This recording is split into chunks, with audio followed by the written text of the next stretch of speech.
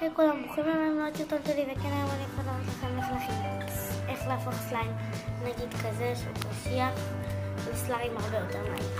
אז בואו נתחיל. המוצר הראשון הוא בעצם הסליים שלכם. המוצר השני הוא כל כלי שאתם יכולים לערבב בו את הסליים, וכל כלי שאתם יכולים לערבב איתם משהו. כן, תצטרכו. המוצר הבא הוא כפית. כל כפית שאתם יכולים שיש לכם בבית ומצטרך כזה. יכולים גם לסיים בספוי, ובספוי מים לא משנה איזה טמפרטורה, קרים, קשים, לא משנה, חמים אפילו יותר.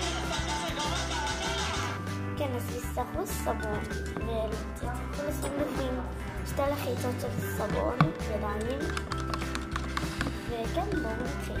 דבר ראשון תצטרכו לערבב בין הסבון ידיים למים, וכשמתחיל להיות לכם קצף כזה, אתם מפסיקים לערבב, לוקחים את הקערה ושמים את הסליים. מומלץ להשטיח, ועכשיו אני מוסיפה בהתחלה מהקצף.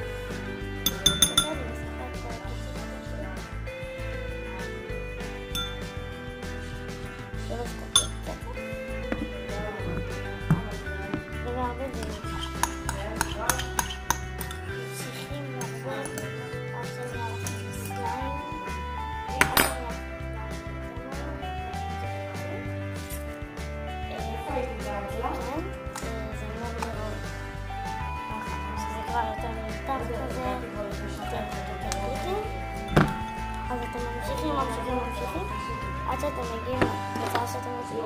עכשיו התחלתי לשים מים בכמות שאני רוצה, ואני מערבבת את זה עם מים. התעוררתי ב8 בבוקר, אני רואה אותו יושב בסלון, הוא כנראה חזר ב6. הוא לא אמר לי, הוא לא רוצה להעיר אותי. הבת שלו ישנה איתי במיטה. אז קמתי ב8 ואמרתי לו שיערב במיטה.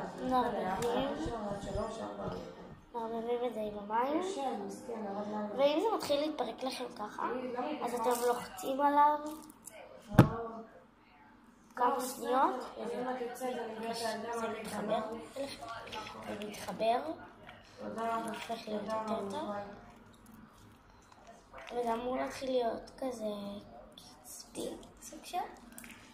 הייתי ממליצה מים חמים להוסיף.